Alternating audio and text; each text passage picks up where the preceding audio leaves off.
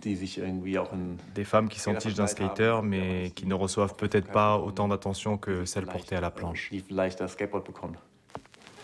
Vous avez ici la salle de réunion désertée et un organigramme de nos activités.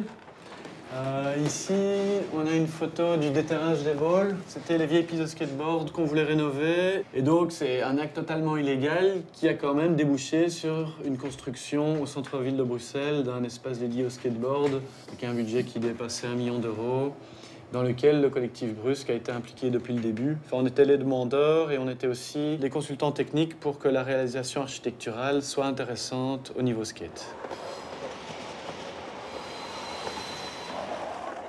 The Squad des Ursulines a été un projet très important pour nous parce que c'était la concrétisation de 5 années de manifestations, de militantisme du collectif. On organisait des cortèges, des journées sans voiture. Et juste à crier et à brandir un drapeau pirate, on veut un skatepark. Le skate amène à être un petit peu en marge, on va dire. Je crois que c'est des gens qui se retrouvent véritablement pour un projet de vie là-dedans et qui ont des besoins. Et qui donc forcément, et quoi qu'il en soit, et qui que nous soyons, se retrouvent et se regroupent forcément pour avoir un poids, pour avoir un bras de levier sur le décisionnel et arriver à ce que certaines choses arrivent dont nous avons besoin. Le point de vue des municipalités, c'était souvent de dire, bon, ben voilà, c'est des petits jeunes, ça va pas durer, ils vont changer, et puis on va se retrouver avec un équipement qui va pas servir. Il y avait quand même des réticences. On a pu voir au fil du temps ces jeunes grandir, mûrir, donc se constituer en association, être capable de faire des dossiers extrêmement précis, avec éventuellement des voyages pour aller repérer des skateparks ailleurs et s'en servir comme modèle. Donc, montrant bien quand même que c'était au-delà d'une période d'adolescence, que c'était vraiment quelque chose qui, pour une partie d'entre eux, hein, pas pour tous bien sûr, mais pour une partie d'entre eux, était vraiment une manière de, même d'appréhender la vie, quoi. Non, non, non, non, non.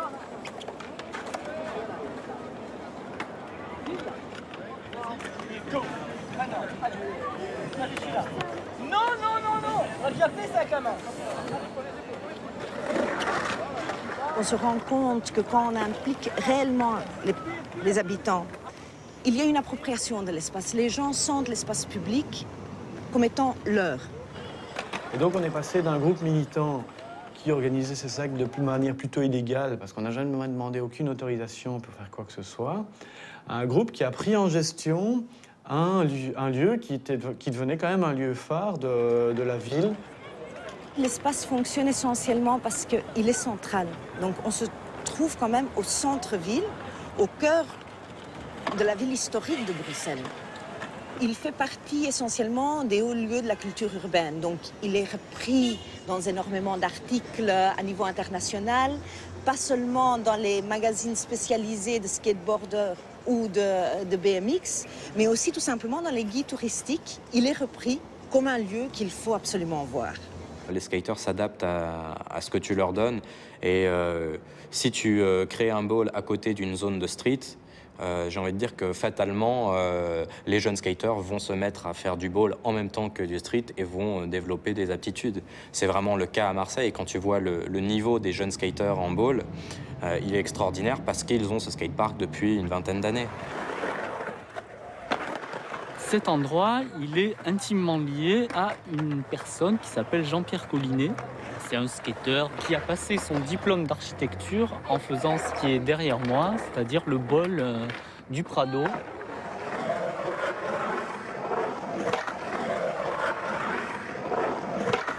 Ce qui est extrêmement trompeur, c'est que pour arriver à cette facilité-là pour l'usager, il y a un boulot de conception qui ne se montre pas, mais qui est énorme. Là, on voit bien comme il se relance, en fait. Et là, s'il a les cuisses qu'il faut, il peut rester indéfiniment comme ça, se relancer. Et tout de suite, au niveau international, ça a une résonance énorme. C'est-à-dire que toutes les années 90, on voit défiler lorsqu'on vient skater des Anglais, des Allemands, des Américains qui venaient des États-Unis pour skater Marseille.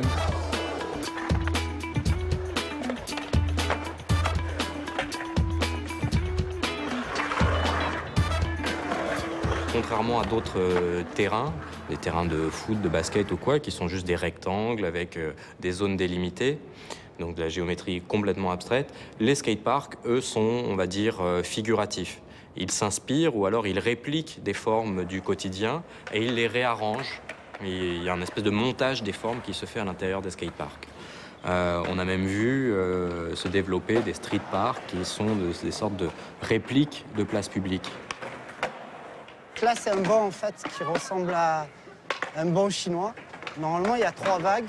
Et bon, ça coûtait un peu plus de budget de faire 3 vagues. Et ça prenait un peu trop de place. Donc on a fait juste une vague. Donc là, c'est un curb de Los Angeles, en fait, qui existe dans une école.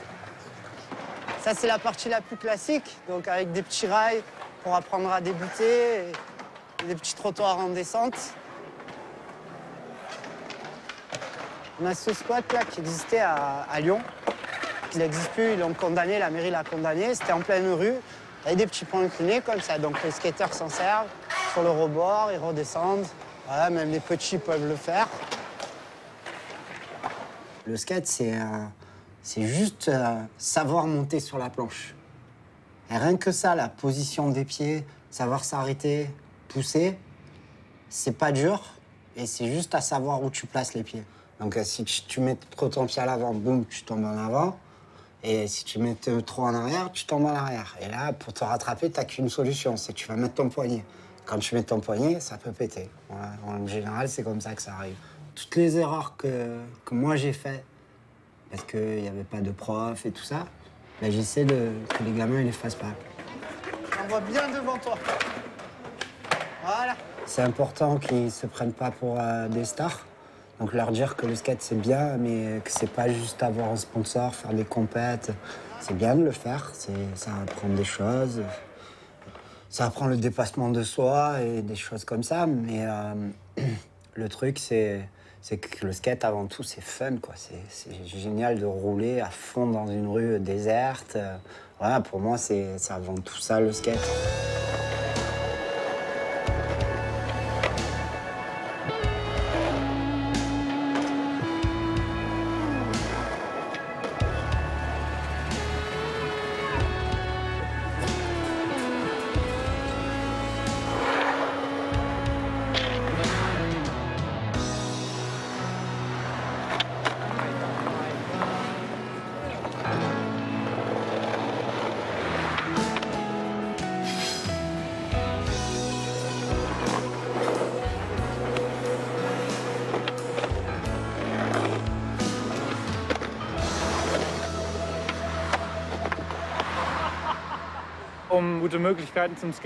En fait, on peut se débrouiller avec des moyens très simples pour avoir des bonnes possibilités de skate.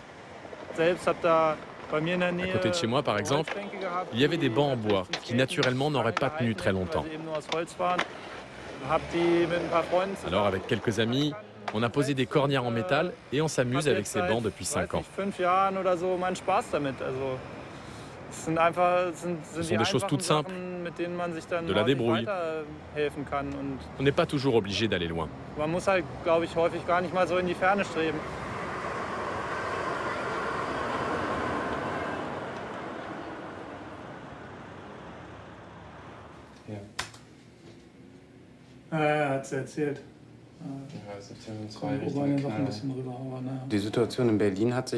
La situation a radicalement changé à Berlin. Il y a 10 ans, c'était très calme. Mais depuis, il y a de plus en plus de gens qui s'installent ici. Je ne crois pas que ce soit des conditions particulières qui ont fait de Berlin une ville prédisposée au skateboard. À mon avis, c'est surtout dû au fait que Berlin est simplement un lieu vraiment intéressant pour les jeunes. Et les skateurs sont jeunes.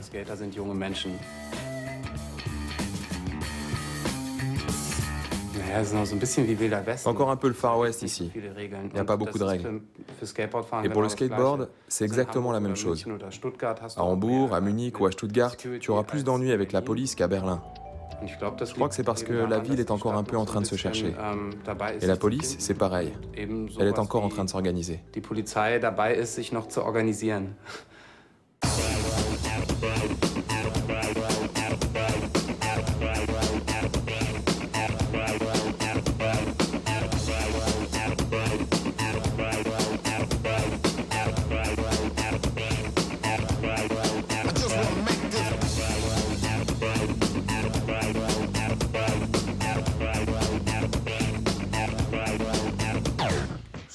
Salut, bienvenue chez Radio Skateboard, à Kreuzberg, à Berlin.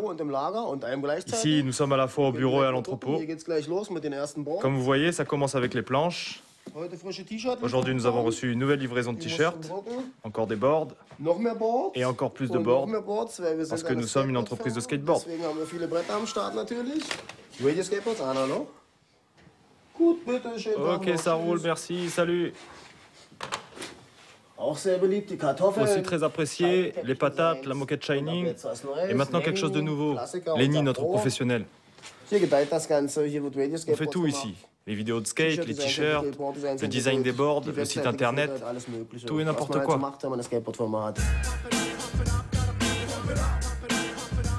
On a beaucoup de skateurs pros qui ont emménagé pour ça à Berlin, qui vivent ici, qui font du skate, qui font des films, qui viennent chercher du matériel, tout.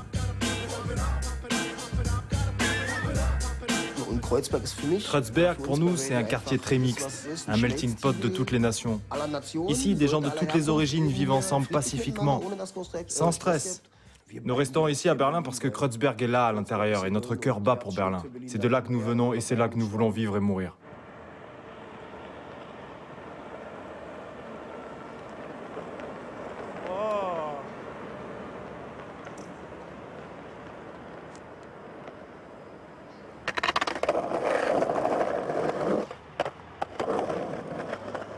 Tu veux skater avec moi? On va remettre le casque? Vas-y. Moi, je te pousse? Ok. L'architecture à Berlin par rapport à Barcelone, c'est assez différent en fait. À Barcelone, c'est très exubérant, c'est des places gigantesques remplies de plans inclinés, de couleurs différentes, c'est très tape à l'œil. À Berlin, c'est plus, il faut chercher des spots, c'est pas des places, c'est plutôt derrière un bâtiment, derrière même dans un parc ou des trucs comme ça, c'est des petites sculptures, c'est plus... la ville, elle est géante, quoi. Donc ça met du temps, mais il y a déjà plein d'endroits établis, vraiment très très bien pour skater. Et à part en hiver, ben, c'est vraiment cool le skate à Berlin, quoi.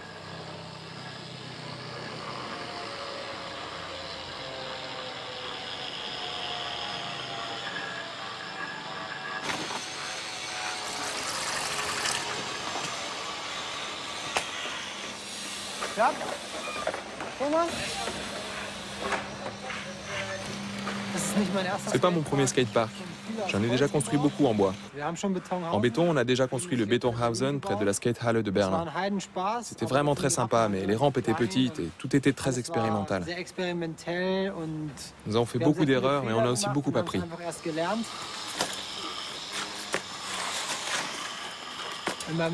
Dans ma tête, je skate depuis des semaines. Mais quelquefois, c'est difficile aussi, et rien ne marche. On reste ici pendant des heures et rien n'avance. C'est comme ça.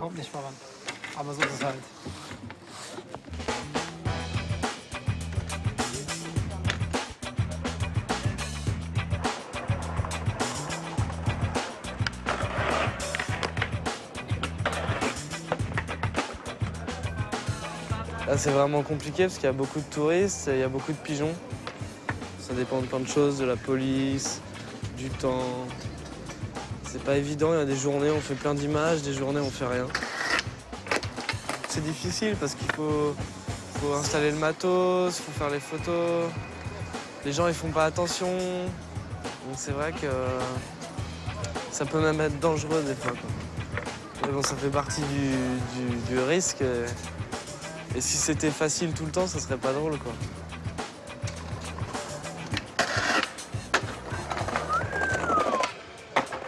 Ça va être patient. Jamais.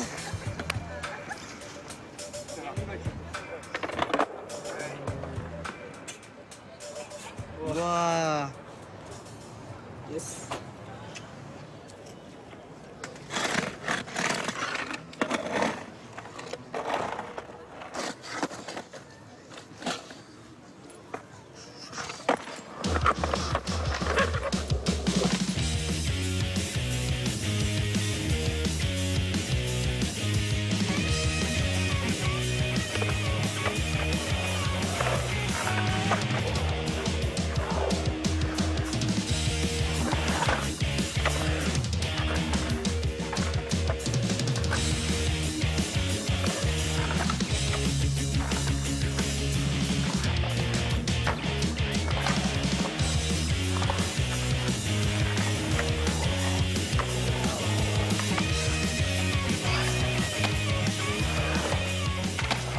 La vidéo, c'est vachement important, quoi, parce que en fait, ça représente vraiment l'image de la marque, quoi. Donc c'est à travers ça qu'on va voir le côté le plus vivant, le côté le plus créatif aussi, parce qu'il y a à travers la musique, le visuel, le skate en lui-même, quoi, les figures et comment skate tout le team et tout ça.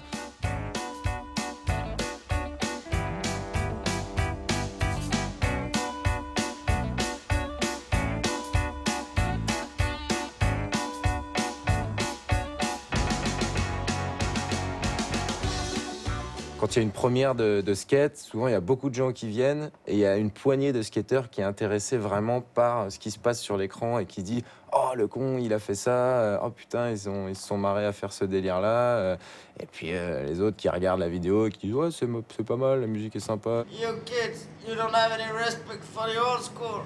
You just care about money and the quick backflip on the ramp. Les mecs qui s'occupent de l'image, comme moi, enfin que ce soit la photo ou la vidéo, si en plus le spot est photogénique et super beau, c'est génial parce que tu n'as plus à juste t'attacher à la figure, mais aussi la figure dans un environnement. Et c'est pour ça que j'ai beaucoup de photos où le skater apparaît vraiment assez petit dans l'image. Et ce qui est bien avec le skate, c'est qu'on va voyager de partout, on fouine dans tous les quartiers, toutes les villes, tous les pays. Et qu'il y a des endroits magnifiques au niveau de l'architecture ou de plein d'autres trucs. Et il y a tellement de magazines, tellement de productions, tellement de photos que pour arriver à capter l'œil, ça devient compliqué.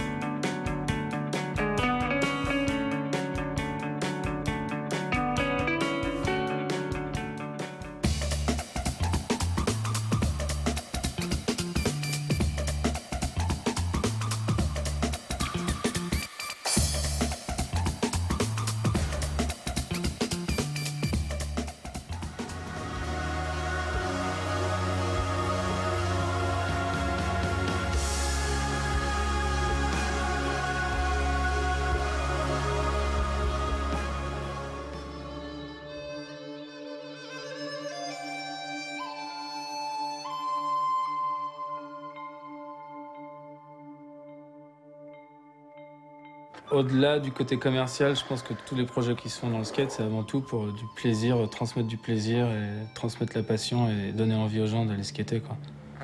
Moi, la première fois que j'ai vu une vidéo de skate, mais je crois que c'est comme si j'avais pris de la drogue. J'étais sous cocaïne, amphétamine et héroïne tout en même temps. Je suis sorti, j'ai vu la vidéo, je suis sorti dehors et j'ai essayé 5000 figures en 30 secondes. Je sais pas, ça m'a provoqué un truc qui était fou, mais totalement fou.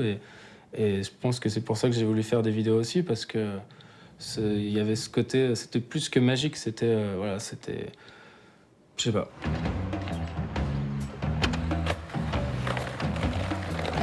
On découvre le skate par l'intermédiaire au départ des photographies et puis aujourd'hui essentiellement de la vidéo, donc au travers de l'image. Au départ, on skatait des piscines ou des canalisations géantes dans le désert. Tout ça était parfois très photogénique. Et puis aujourd'hui, on se retrouve quand même dans une industrie de l'image du skate, c'est-à-dire qu'il y a plein de photographes, il y a plein de vidéastes de skate, et en même temps, il faut qu'elles se voient, leurs images. Donc, les bons photographes ont des angles ou une manière de faire ou une esthétique qui leur est propre, mais je pense aussi que la recherche du spot, maintenant, c'est plus juste une affaire du skater, c'est aussi une affaire du photographe. Cette photo est assez chouette, c'est un pote photographe espagnol qui a cramé un peu la photo, qui est grattée comme ça, etc. C'est de nouveau cette espèce de tour cheminée folle qui roule super mal et super skatable. Quand il y a une nouvelle sculpture en courbe ou un truc de fou comme ça, que personne n'a jamais skaté, le premier qui débarque là-bas avec un bon niveau et avec un bon photographe, sans doute aura la première photo de cet endroit-là. Et si la figure est impressionnante, il pourrait avoir une couverture ou une publicité, ça dépend, quoi. J'avais remarqué depuis, disons, les années 2000 que assez fréquemment étaient reproduites des sculptures dans les magazines de skate. Ce qui m'intéresse particulièrement dans ces images de skaters sur des œuvres d'art, c'est que il me semble que l'on passe à une autre perception de la sculpture et de la forme. Disons que d'habitude, pour juger une œuvre d'art, on a soit notre goût, je l'aime ou je l'aime pas, ou soit on la trouve intéressante ou pas. Les skaters, eux, ajoutent un jugement mécanique, on va dire, un jugement par l'expérience, par la forme, par l'usage. Évidemment, elles ne sont pas du tout faites pour ça, et pourtant, toutes ces choses qui étaient suggérées par la sculpture, eux, ils le rendent visible. Donc tu as une certaine compréhension, même si c'est une compréhension intuitive, de ce qu'est la sculpture moderne.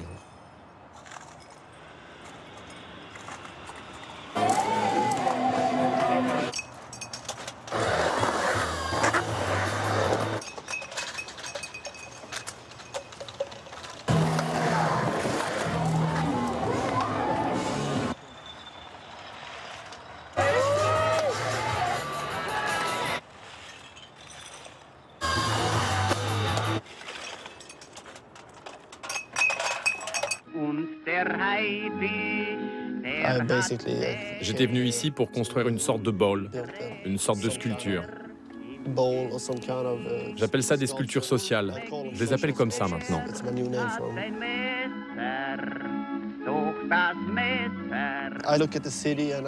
Je regarde la ville et je me demande ce que je peux y faire. Je peux la skater telle qu'elle est, ou je peux aussi la remodeler et réparer les spots mal conçus. L'architecte a fait des petites erreurs dans ses plans et ne l'a pas rendu skatable. C'est pour ça que je viens avec des sacs de ciment et du sable et je répare les petites erreurs d'urbanisme.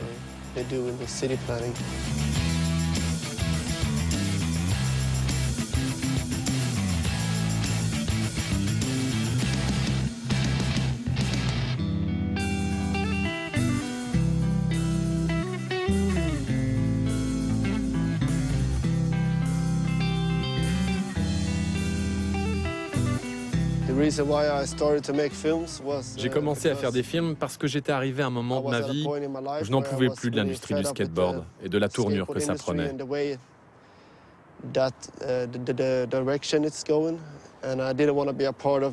Et je ne voulais plus vraiment participer aux films de promo ou ce genre de choses. Ça ne m'intéressait plus. C'est pour ça que j'ai abandonné ce côté business du skate et que je suis revenu chez moi pour construire une scène locale et skater avec mes amis. Je voulais juste profiter du skate dans sa forme la plus pure, dans l'amitié et sans notion de business.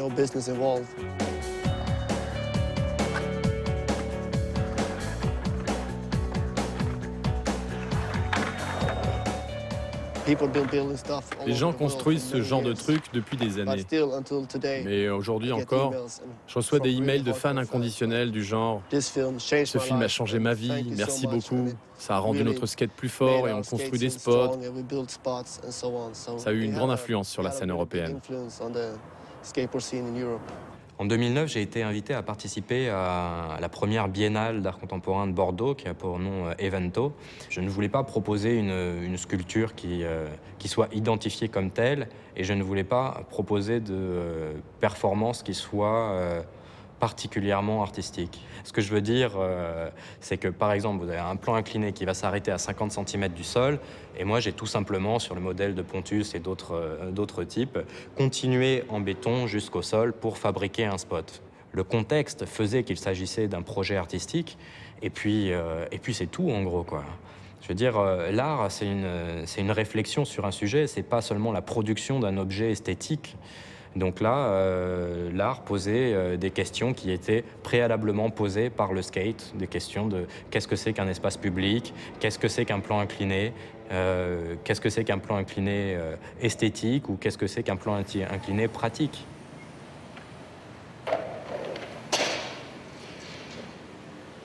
Quand on fait du skateboard depuis des années, on apprend à évaluer ce qu'on peut faire et ce qu'on ne peut pas faire.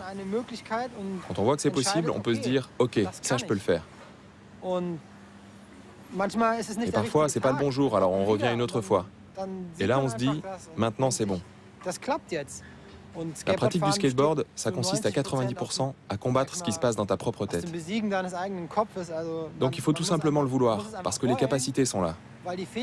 Quand on fait du skateboard depuis 10 ans, on peut le faire quand on pense qu'on peut le faire. Et ensuite, on doit juste débrancher son cerveau et essayer.